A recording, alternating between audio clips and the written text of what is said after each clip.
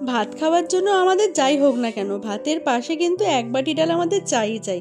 আর সেই জন্যই না আমাদের মুসুরির ডালটা বিভিন্ন রকমভাবে করার চেষ্টা করা হয়। মানে ওই ছোকটা আলাদা আলাদা দিলে কিন্তু আলাদা আলাদা ফ্লেভার হয়ে যায়, খেতেও ভালো লাগে।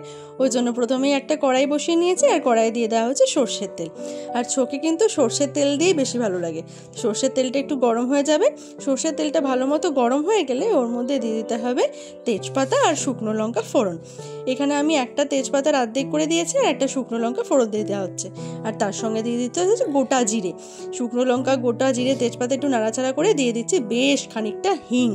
হিং দিয়ে মুসুরির ডাল কোনোদিন তোমরা খেয়েছো? খেয়ে দেখবে, দুর্দান্ত হয় খেতে। আমাদের বাড়িতে কিন্তু এই হিং মুসুরির ডাল দিয়ে, আর যদি ওই ধোকার যে বড়া ভাজা হয়, সেই ধোকার বড়া ভাজা দিয়ে তবা তবা করে ভাত চলে যায়। এবার এগুলো একটু ভালো করে ভাজা ভাজা হয়ে গেলে নুন আর হলুদ দিয়ে সেদ্ধ করে রাখা মুসুরির ডালটা এর মধ্যে দিয়ে দিতে হবে। তোমাদের কার কার বাড়িতে এই হিং মুসুরির ডাল হয় আমাকে কিন্তু অবশ্যই জানাবে।